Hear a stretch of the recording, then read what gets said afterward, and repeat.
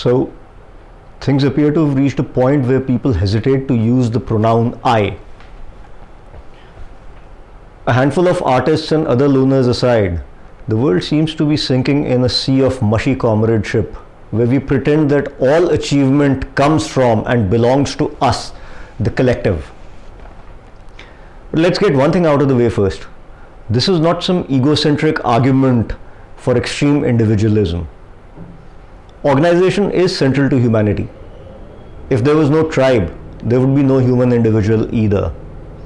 Just imagine a lone early hominid who didn't listen to his tribe and went out hunting alone.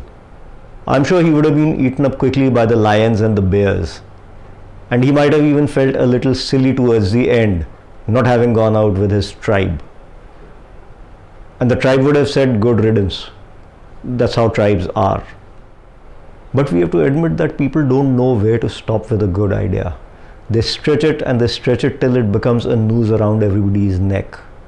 For example, the Soviet gulags were an example of the collective stretch too far. Gulags, by the way, were prison camps, spelt as G-U-L-A-G. But these are extreme examples. This piece is about ordinary things, nothing more dangerous than the average workplace. It is about how teamwork can become a shield against individual effort and more dangerously and annoyingly individual responsibility. So here's the proposition. Teams can do great things that no individual can do alone. But teams need something or someone to rally around. It could be a supreme leader, it could be a first among equals, or it could be someone with no designation and no formal authority at all. In theory, teams can also rally around a vision or an idea. But can you think of any major product, any great achievement that came out of such a team? I can think of Windows Phone, which is the result of a collaboration between Microsoft and Nokia. As someone from Google said at that time, two turkeys don't make an eagle. Not only was the product dead on arrival, Microsoft also had to write off billions of dollars that they had spent acquiring Nokia's hardware business. So this collaboration had the fingerprints of teamwork all over it. On the other hand, there's Apple. Apple products did not come out of one lone genius who was sitting in his lab screaming Eureka in the middle of the night every day. Those great products came from a brilliant team, and that brilliant team has kept the brand going even after the founders have departed. But there was a harmonizing influence which was driving this team. Was it a dictator? Was it a philosophy? Was it an idea? Whatever it was not groupthink masquerading as teamwork. So what is the problem with teamwork as it is often practiced? For one, it is often misunderstood. A crowd of people who are very friendly with each other and who are high-fiving all the time is not a team. It might make us feel warm and fuzzy and democratic, and it might not offend anyone, but unless there are responsibilities and accountabilities, there can be no team. And even if there are accountabilities and responsibilities, what happens if individual opinions and visions clash within a bunch of people?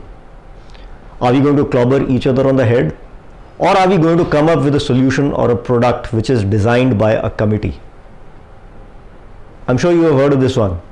A camel is a horse designed by a committee. And if you don't like camels, here's another one. Teamwork can also be an escape route. I don't know what to do. I want to evade responsibility. There's something that I actually do not want to be done.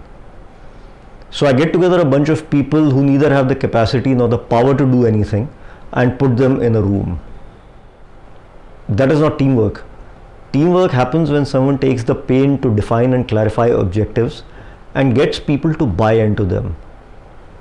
Teamwork happens when someone becomes an integrator and is secure in knowing that many of the people, maybe most of the people in the team, might know their specific jobs better than he or she does. Teamwork happens when someone has his or her hand on the steering wheel and keeps the bus from falling into a ditch. This integrator could be a vision or an idea, but it seems that it will need to be a person. Teamwork is not the opposite of individual capacity and initiative. In fact, a team is a medium for individuals to shine and give out their best. Otherwise, a team is just a toxic dump where you flush away individual brilliance. A team does not negate the individual. In fact, the individual is the building block of a team. A team needs someone to resolve conflicts. A team needs someone to bring the focus back to the objective when we start losing sight of it. A team needs someone to create standards and to create a safe place where individuals can give out their best. And that is why the pronoun I is not a bad word. There is no need for anyone to be embarrassed about it. Truth be told, there is nothing to be embarrassed about being a loner and wanting to do things all by yourself. As they say, the lion might be the king of the jungle, but a wolf never performs in the circus.